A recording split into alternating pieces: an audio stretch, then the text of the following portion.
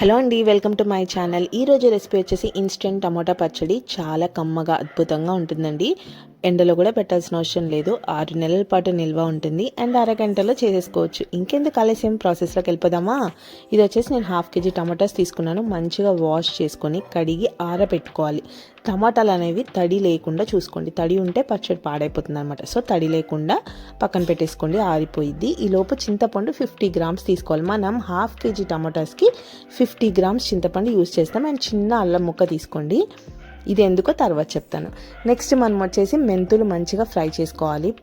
మెంతులు బాగా వేగాలన్నమాట. ఆయిల్ ఏం వేయకూడదు. ఇప్పుడల్లా మనము పోపుకే ఆయిల్ యూజ్ చేస్తాం. ఆయిల్ యూజ్ చేయకుండానే పచ్చడి అంతా చేసుకోవాలి.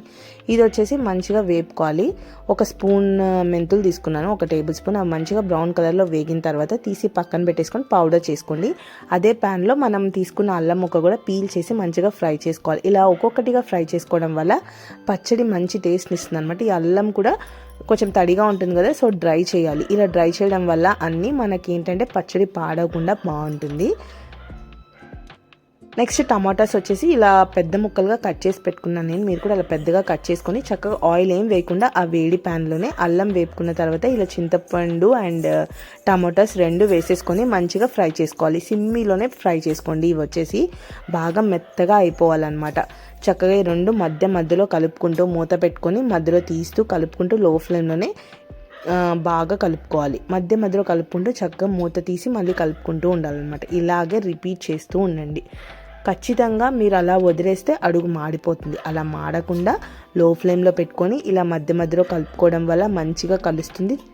టమాటాస్ కూడా చాలా సాఫ్ట్గా అవుతాయి. కొంచెం నీరు వచ్చి మెత్తగా అయ్యే వరకు మూత పెట్టుకొని తీస్తూ ఉండండి.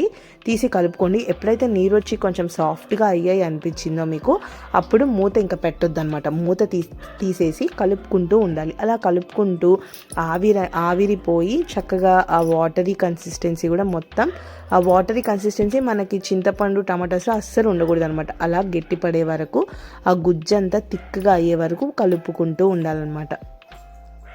ఇదే మెయిన్ అనమాట. దీనిలో మనం ఇంకోటి అల్లం వేస్తున్నాం కదా, అల్లం బెల్లం వేయాలండి.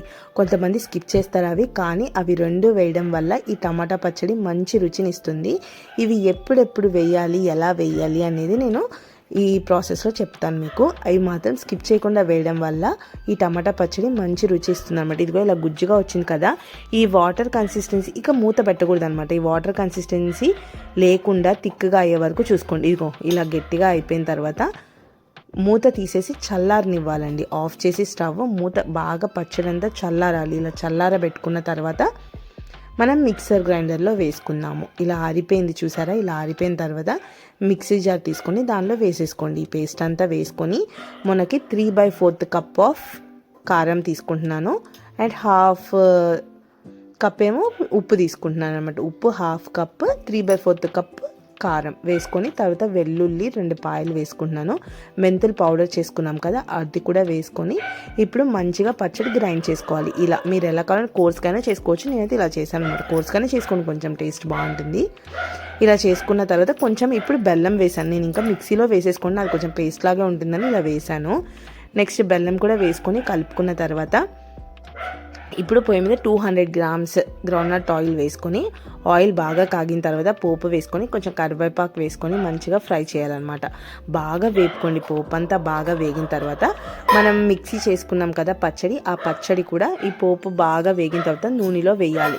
అందరు ఏం చేస్తారంటే అలా పోపు వేగిన తర్వాత స్టవ్ ఆఫ్ చేసి పచ్చడి వేసేస్తారు. కానీ మీరు మాత్రం అలా అస్సలు చేయొద్దండి. స్టవ్ ఆఫ్ చేయకుండా ఆ పచ్చడిలో మొత్తం కలుపుతూ ఉండాలి. పొయ్యి మీద సిమ్మిలో పెట్టే ఈ ప్రాసెస్ అంతా చేయాలన్నమాట. ఇలా బాగా కలుపుతూ ఉంటే ఆ నూనె మొత్తం పచ్చడి పీల్చేస్తుంది. తర్వాత కొంచెం సేపు తర్వాత ఆయిల్ మళ్ళీ బయటకు వచ్చేస్తుంది అనమాట. అలా పచ్చడి ఆయిల్ కూడా అంత ఎక్కువగా ఉంటేనే ఆ పచ్చడి అనేది పాడవకుండా నిల్వ ఉంటుంది. మీరు బయట పెట్టిన ఒక 4 నెలల పాటు అస్సలు పాడదండి. ఫ్రిడ్జ్లో పెడితే ఇంకా ఎక్కువ ఉంటుంది. ఆల్మోస్ట్ 6 months అయితే అసలు మనం కదిలి చక్కర్లేదండి. ఇలా ఆయిల్ చూసారా ఇంకిపోయింది. తర్వాత మనం ఇంకా వేపుతూ ఉంటే ఆయిల్ పైకి వస్తూ ఉంటుంది అనమాట. ఇలా కలిపిన తర్వాత ఆయిల్ పైకి వచ్చిన తర్వాత స్టవ్ ఆఫ్ చేయాలి. ఇంతే అండి. వేడి అన్నంలో కాస్త నెయ్యి కొంచెం పచ్చడి వేసి కలుపుకొని తింటే చాలా కమ్మగా ఉంటుంది. పెరుగులో కూడా